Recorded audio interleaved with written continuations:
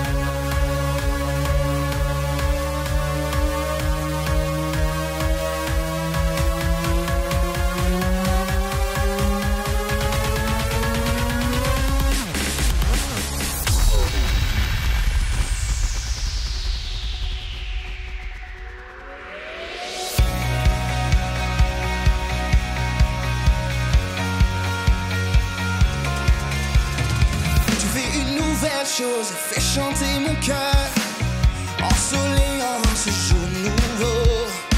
Rien n'est plus clair, tu m'attires à toi, tu es toujours avec moi comme maintenant. Mon chant, une mélodie de ton amour pour moi. Mon cœur déborde de joie, ton amour me conduit. Je te donne toute ma louange à chaque jour. Jésus reçoit toute ma louange. Alléluia, oui je te loue.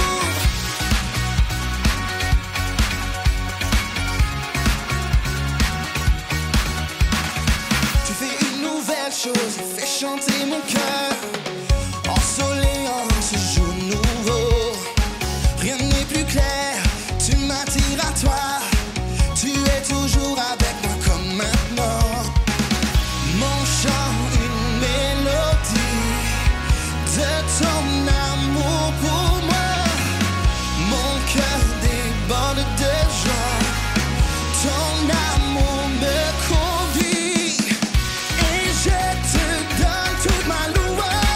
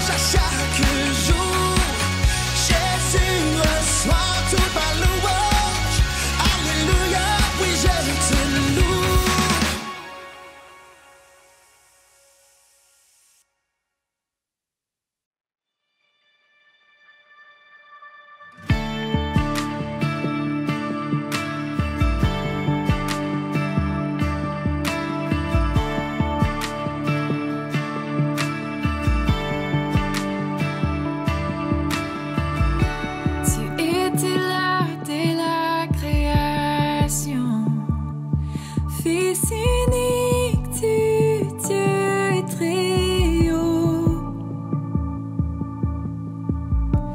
les mystères de ta gloire révélés en toi, Christ, notre Seigneur. Oh, ce nom est si merveilleux, oh, ce nom est si merveilleux, le nom de Jésus-Christ, mon roi. Oh, ce nom est si merveilleux, sa beauté sans pareil. Oh, ce nom est si merveilleux, le nom de Jésus.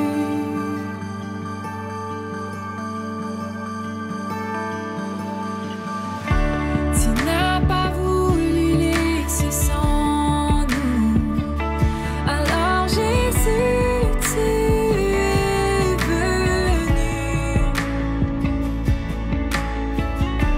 Ton amour a vaincu mon péché, plus rien ne peut nous séparer. Oh, ce nom est si glorieux, oh, ce nom est si glorieux, le nom de Jésus-Christ, mon roi. Oh, ce nom est si glorieux, sa beauté sans pareil. Oh, ce nom est si glorieux, le nom de Jésus.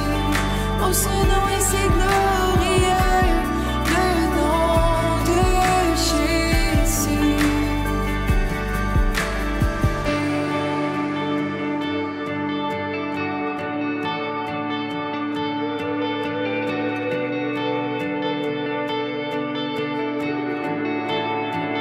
La terre va trembler, le voile s'est déchiré, désarmant la mort et le péché. Les cieux chantent ta gloire, l'écho de ta victoire, car tu es le roi ressuscité. Tu es sans rival, tu es sans égal, Dieu tu triomphes à tout jamais. À toi soit le règne, à toi soit la gloire, car ton nom surpasse tout autre nom. Oh, ce nom est victorieux, oh, ce nom est victorieux, le nom de Jésus-Christ, mon roi. Oh, ce nom est victorieux, sa puissance est sans pareil. Oh, ce nom est victorieux, le nom de Jésus. Oh, ce nom est victorieux, le nom de Jésus. Oh, ce nom est si merveilleux. Est-ce que c'est pas magnifique? Le nom de Jésus est si merveilleux et glorieux. Est-ce que vous voyez tous? Je suis vivant avec Christ. Et il y a quelqu'un qui viendra nous parler de ça aujourd'hui. Et je vais laisser la place à Eddie. Je suis choisi. Et toi alors? Je ne suis pas seule. Je suis un enfant de Dieu. Je suis pardonné. Je suis trouvé. Je suis libre. Je suis une nouvelle création. Je suis vivant avec le Christ. Je suis l'ouvrage de Dieu.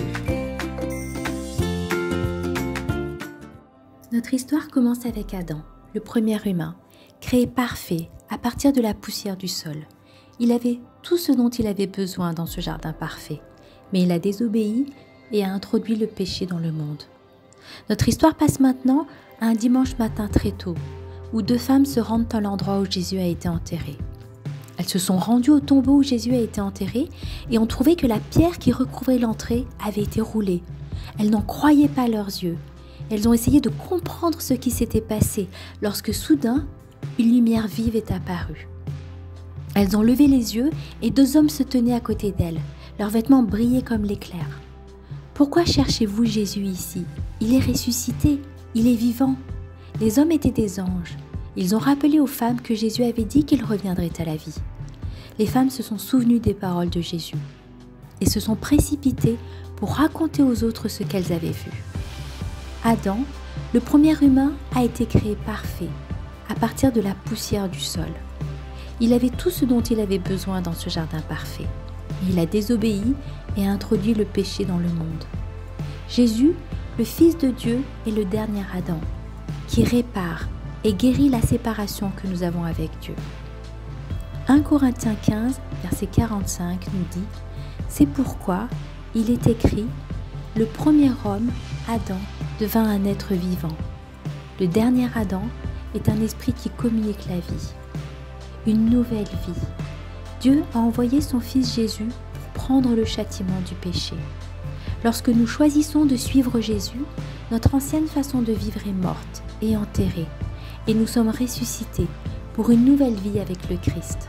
Le péché nous a séparés de Dieu, mais à travers Jésus, nous sommes rendus justes.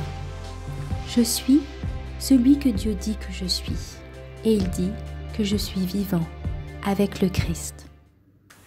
Bonjour les amis, bienvenue à ce service en ligne et je suis content d'être avec vous aujourd'hui et je remercie Jadis qui m'a passé la parole. La semaine dernière, nous avons appris un thème. Et est-ce que quelqu'un se souvient de ce qu'on a appris la semaine dernière? La semaine dernière, on a pu découvrir « Je suis une nouvelle création ». Aujourd'hui, nous allons découvrir un nouveau thème qui sera « Je suis vivant avec le Christ ». Et tout au long de ce message, on va découvrir ce que ça veut dire. Avant de commencer ces moments, j'aimerais que nous puissions prier ensemble. Est-ce que quelqu'un veut bien prier avec moi? Et pour le faire, je vous invite à fermer les yeux. On va prier pour ce message. Seigneur, merci pour ta présence au milieu de nous. Merci pour ces temps. Nous te prions de nous parler et que nous puissions t'entendre nous dire quelque chose. Nous croyons que tu vas nous parler. C'est au nom de Jésus que nous venons de prier. Amen. Alors les amis, quand je vous dis que Dieu vous a pardonné, à quoi ça vous fait penser? Est-ce que ça vous fait penser qu'on a le droit de vivre comme on veut, de faire ce qu'on veut faire et de faire les choses parce qu'on a envie ou parce qu'on n'a pas envie? Ça vous fait penser à quoi lorsqu'on vous dit que Dieu vous a pardonné? Est-ce que ça vous fait penser à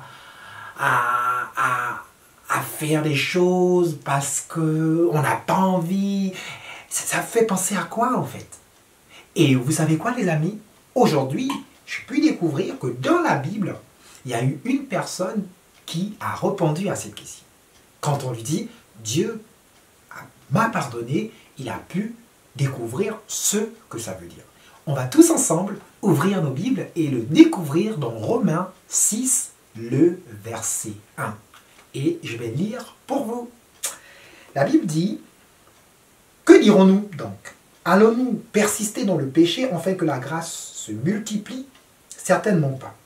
Nous qui sommes morts pour le péché, comment pourrons-nous encore vivre dans le péché ?» Ça veut simplement dire, lorsqu'on nous dit « Dieu nous a pardonné », ça veut dire qu'on ne doit plus vivre uniquement pour nous, pour nos désirs, pour ce qu'on a envie de faire. On doit vivre pour Dieu. Quand on dit Dieu nous a pardonné, ça doit nous pousser à vivre pour ce qui plaît à Dieu. Et on le découvre également dans le même chapitre, donc Romains 6, le verset 13. Je vais lire encore pour vous. La Bible dit « Ne mettez plus vos membres au service du péché comme des instruments de l'injustice, mais au contraire, livrez-vous vous-même à Dieu comme des morts revenus à la vie et mettez vos membres à son service comme des instruments de la justice. » Ça veut dire que lorsque on réalise que Dieu nous a pardonné, ça doit nous emmener à nous mettre à son service. C'est quoi? Ça doit nous emmener à servir le Seigneur en agissant et en faisant ce qui plaît à Dieu. Ok, mais revenons au thème de ce dimanche. On a appris, comme je vous disais au début, qu'aujourd'hui nous allons découvrir ce que veut dire « Je suis vivant avec le Christ ». Mais c'est quoi être vivant? Être vivant, ça peut être marcher, ça peut être respirer, ça peut être contempler la nature. Et être vivant, ça peut dire beaucoup de choses. Mais être vivant avec le Christ, ça veut dire quoi?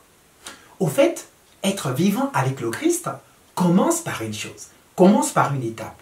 Et cette étape est d'accepter le pardon de Jésus. Quand on accepte le pardon de Jésus dans notre vie, les amis, on commence à vivre avec le Christ. Et comment ça se passe? Christ vient vivre dans notre cœur et il vit avec nous tous les jours. Le matin, le soir, à midi, partout, il est avec nous et il est dans notre cœur. Et donc les amis, être vivant avec le Christ nous apporte la victoire sur le péché, nous apporte la victoire sur les mauvaises choses. Être vivant avec le Christ, c'est avoir la victoire sur ce qui nous pèse, ce qui nous fait mal, ce qui nous attriste. Parce que quand il vient vivre en nous, c'est tellement agréable qu'on rayonne de joie. Et c'est ce que ça veut dire être vivant avec le Christ. Mais vous savez quoi? Il y a quelque chose qui nous empêche de vivre avec le Christ. C'est vrai, il nous arrive encore de faire des erreurs, de ne pas faire ce qu'on a envie de faire. Mais vous savez quoi, les amis? Ça n'empêche pas que la vie de Christ rentre en nous. Et qu'est-ce qui parfois nous sépare de Christ ou nous éloigne de Christ? C'est le péché, les amis. Et nous allons le découvrir encore tout à l'heure. C'est quoi le péché et comment le péché est arrivé dans le monde? Les amis, je vais vous expliquer l'origine du péché. La Bible nous apprend que dans Genèse, Dieu a créé Adam et Ève, des créatures merveilleuses. Et en les créant, il les a mis dans le jardin d'Éden. Et dans Genèse 3, on apprend que Adam et Ève ont désobéi à Dieu. Et cette désobéissance a eu pour conséquence la séparation de la relation avec Dieu.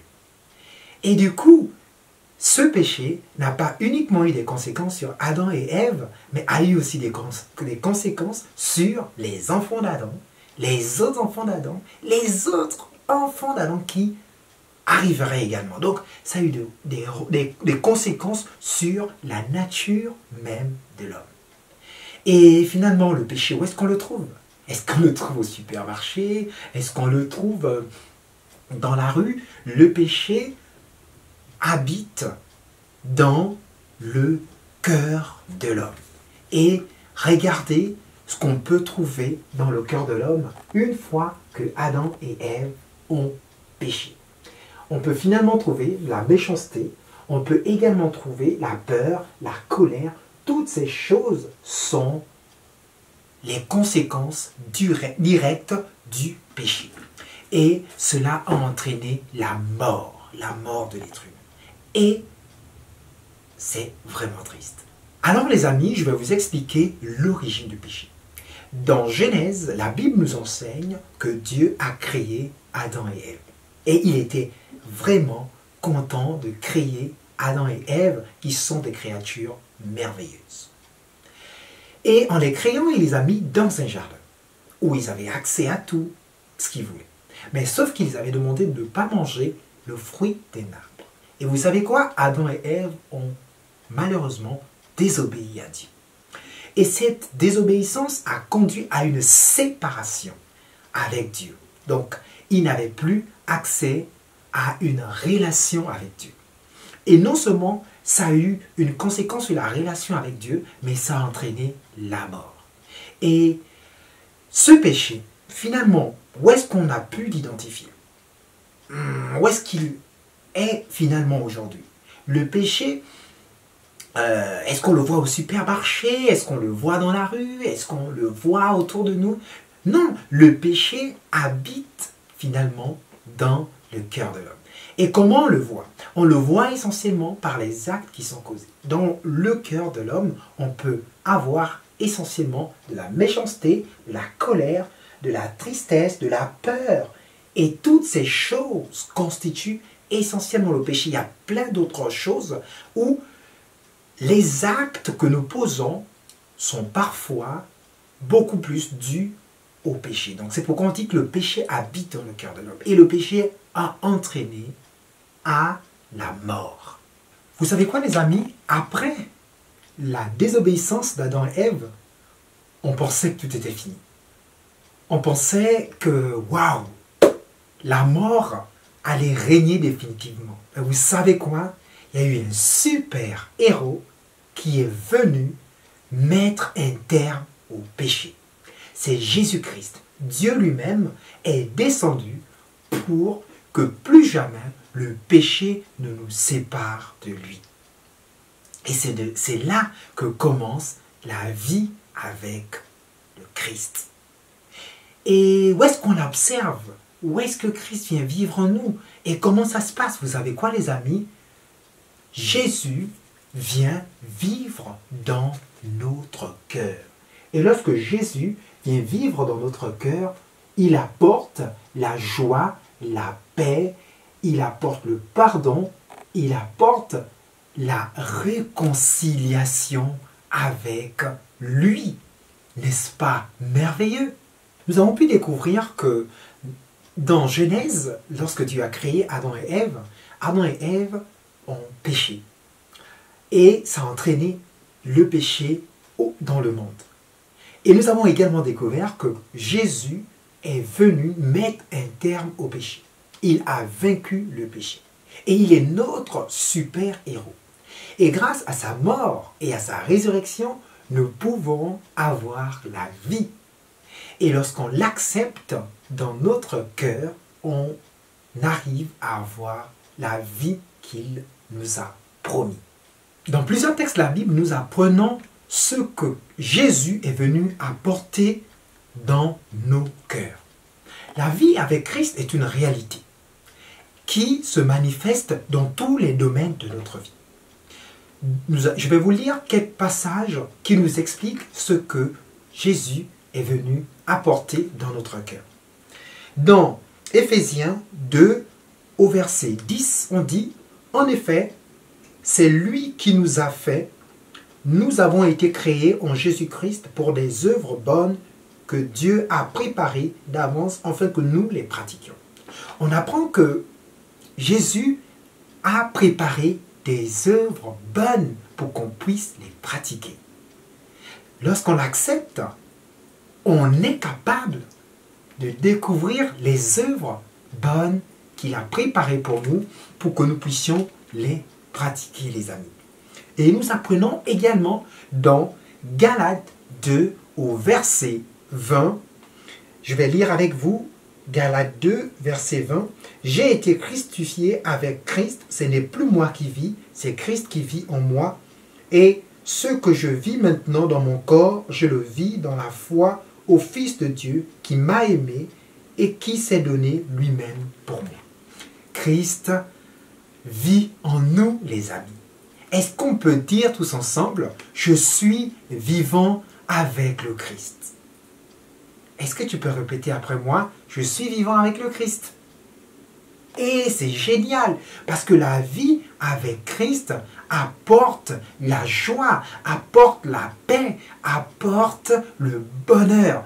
Et j'ai tellement hâte que chacun de nous, aujourd'hui, on puisse le déclarer, je suis vivant avec le Christ. Dans la vie de tous les jours, il nous arrive de célébrer notre anniversaire. Et pour célébrer notre anniversaire, généralement, on a besoin des ballons, Pour célébrer l'anniversaire, on a également besoin d'une bougie, par exemple. Et on a aussi, parfois, le plus important, c'est le cadeau, les amis. Quand on célèbre l'anniversaire, généralement, il faut bien un cadeau. Et ce jour, on est tellement content parce qu'on est né et parce qu'on va recevoir un cadeau. C'est la même chose lorsqu'on est vivant avec Christ. Lorsqu'on est vivant avec le Christ, ça se célèbre également. Ça se célèbre et on doit se rappeler de ce jour où on a pris la décision d'accepter Christ. On peut aussi le célébrer avec des ballons, avec également autre chose. Mais on peut le célébrer en disant « Merci Jésus parce que je suis vivant avec toi ».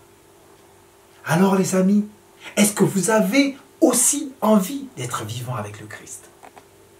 Si vous avez envie d'être vivant avec le Christ, ou vous vous dites « Peut-être je ne suis pas vivant avec le Christ », on va prier ensemble pour que vous puissiez être vivant avec le Christ. Mais avant cette prière, j'aimerais qu'on puisse dire ensemble « Je suis vivant avec le Christ ». Est-ce que vous pouvez le répéter?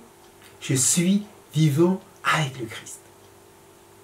Alors, on va prier ensemble pour que cette déclaration soit notre quotidien. Merci Seigneur, parce que tu es venu mettre un terme au péché dans nos vies. Merci Seigneur, parce que je suis pardonné et je suis vivant avec le Christ. Au nom de Jésus. Amen. Les amis, si vous voulez découvrir plus sur le fait d'être vivant avec le Christ, vous pouvez discuter avec vos parents ou encore vous pouvez également lire la Bible, ou si vous avez du mal à lire la Bible, vous pouvez demander à vos parents de lire la Bible avec vous. C'est un plaisir d'être avec vous aujourd'hui. Je passe la parole à Jadis. Merci Eddie pour ce message vivant et magnifique. Et tout simplement, merci Seigneur pour toutes les personnes qui ont donné leur vie à Christ. Et là maintenant, nous allons passer à une autre étape, nos activités. Est-ce que vous avez pu imprimer vos activités? Sinon, Mélodie va nous partager les activités. Je vais laisser la place à Mélodie. Bonjour les amis, bienvenue dans mon atelier. C'est parti pour la première activité qui est le coloriage. Alors je vais commencer par colorier en vert et puis en marron. Je fais bien attention à ne pas déborder. Voilà, la première activité est terminée. Nous allons commencer la seconde activité. Ensuite, les amis, ensemble, nous allons colorier toutes les parties dans les couleurs que vous voulez. Moi, je vais commencer par faire un t-shirt vert clair. Ensuite, un pantalon en vert foncé.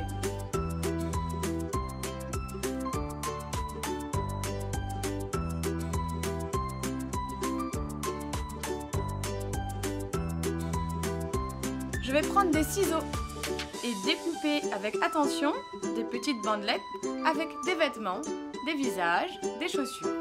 Une fois que vous avez colorié toutes les parties, je vous laisse faire le personnage que vous voulez en collant sur la feuille.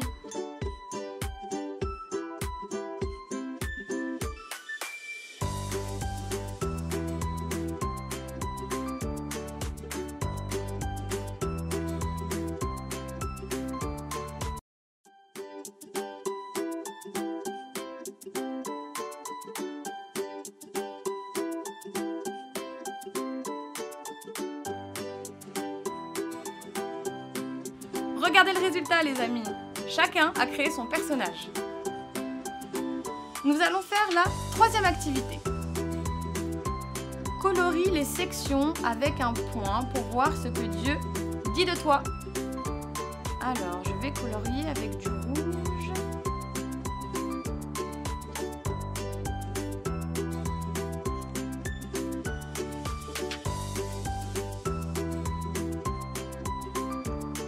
Ouais, c'est fini les amis pour cette troisième activité. Nous allons faire la quatrième activité qui est aussi la dernière. Utilisons les indices pour compléter les mots croisés. Premier livre du Nouveau Testament. Il faut réfléchir les amis pour cette activité. Au revoir les amis. Sur ce, je vous dis à la semaine prochaine. Passez un bon dimanche. Quiz de Funny Menden. C'est le moment du méga quiz de Funny Menden. Mets-toi debout sur tes pieds et c'est parti! Choisis ta réponse à la question en réalisant la même pose que Funny Menden. Question aujourd'hui. Le méga point est je suis avec le Christ. À l'intérieur, à l'extérieur ou vivant? Intérieur, extérieur ou vivant? Vivant, oui. Je suis vivant avec le Christ. Question. Qu'est-ce que faisaient les disciples quand ils ont rencontré Jésus? Ils pêchaient, ils jouaient, ils jardinaient. Ils pêchaient, ils jouaient, ils jardinaient. Ils pêchaient, oui. Les disciples pêchaient quand Jésus est arrivé. Question. Qu'est-ce qui nous sépare de Dieu? Une boîte, le péché, la peau. Une boîte, le péché, la peau. Le péché, oui, c'est le péché qui nous sépare de Dieu. Et maintenant, c'est le temps de danser. C'est parti!